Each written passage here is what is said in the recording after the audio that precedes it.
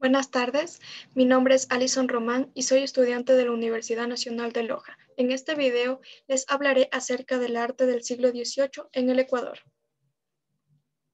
Origen. El arte ecuatoriano empezó con la creación de la Escuela Quiteña, que fue un conjunto de manifestaciones artísticas que se desarrolló en la ciudad de Quito, actual Ecuador, durante los siglos XVI, XVII y XVIII.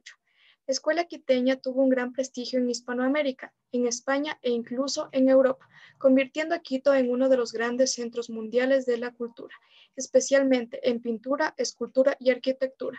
Como fruto del sincretismo cultural y del mestizaje, las obras de la Escuela Quiteña se caracterizan por la combinación y adaptación de españoles, indígenas y mestizos, y en sus etapas refleja todos los estilos imperantes en cada época. El arte ecuatoriano se divide en tres etapas de la historia, en los siglos XVI, XVII y XVIII, de los que les hablaremos a continuación. Siglo XVI. En este periodo aparecen los primeros exponentes de la Escuela Quiteña.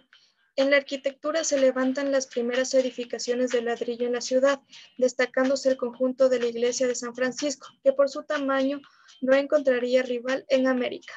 La pintura aún no despegaba del todo en esta época, por lo que es difícil encontrar un trabajo representativo, aunque ya se daban los primeros brochazos en libros musicales que se guardan en los templos. Aparece la primera cofradía de la ciudad, llamada Cofradía de los Precisos Rosarios de la Purísima Virgen María, iniciada por Fray Pedro Bedón. La escultura despega de la mano de la arquitectura, con representaciones sacras para las fachadas y altares de los templos. Destacan las figuras de la Santísima Trinidad, el Señor del Árbol, Nuestra Señora de la Merced y la Virgen del Quinche. Siglo XVII. En esta época inicia la mayor producción de la Escuela Quiteña, reduciendo el protagonismo de la arquitectura que había tenido durante el siglo anterior y enfocándose principalmente en la pintura. La arquitectura quiteña diecisiética destaca por la construcción de monasterios y recolectas. Entre los primeros se encuentran la Limpia Concepción, Santa Clara y Santa Catalina, mientras que en los segundos encontramos San Diego de la Peña de Francia y el Tejar. En el campo de la pintura aparecen los primeros grandes maestros, cuya fama trasciende las fronteras de la audiencia, con trabajos que seguían la técnica del claroscuro europeo de la época. Obras pictóricas representativas de esta época son El Infierno y el Purgatorio de Hernando de la Cruz, La Inmaculada Concepción de Miguel de Santiago, Los Profetas, Los Reyes de Judá y la Virgen del Pilar de Goríbar. Siglo XVIII. Durante los años 1700, la producción de la Escuela Quiteña había alcanzado gran prestigio, no solo en las colonias americanas y España, sino en toda Europa. Durante este periodo se desarrolla con mayor importancia la escultura, destacando las figuras de las llamadas Vírgenes de Quito y Cristos crucificados.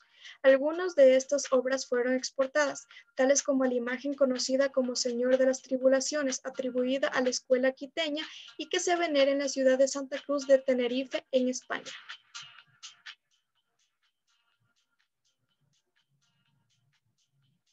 Arquitectura del siglo XVIII. El sagrario del altar mayor de la iglesia de San Francisco de Quito, en donde se pueden apreciar las columnas salomónicas sobre las que descansan los arcos decorados de racimos de uva, una clara muestra del estilo barroco. El altar mayor de la iglesia de la Compañía de Quito es una fehaciente demostración de la suntuosidad del arte barroco del siglo XVIII en Quito, en el que los artistas han utilizado una variedad de elementos como conchas, hornacinas, bustos, columnas salomónicas, racimos de uvas, vegetales entrelazados, angelitos, etc. Todo lo cual cubre su estructura dando una ornamentación bellísima, pero saturada y suntuosa.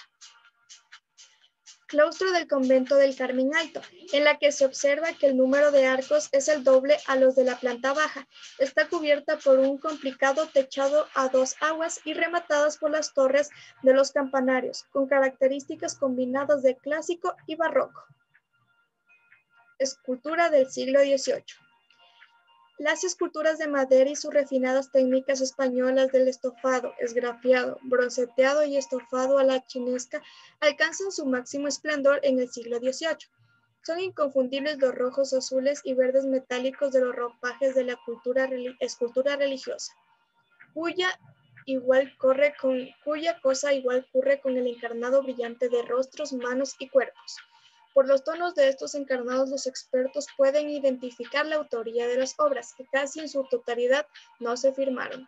El artista Bernardo de Legarda labró otras esculturas, pero completan su versatilidad los fulgurantes retablos mayores de la iglesia mercedaria del Carmen moderno, de la iglesia del Hospital de Cantuña, de la capilla de la Virgen de Rosario, además de la mámpara del Sagrario.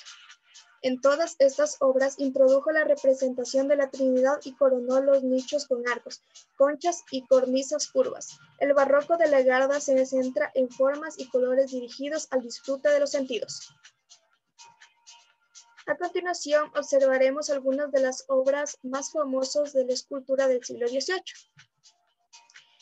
El Arcángel San Gabriel tallado por Bernardo de Legarda.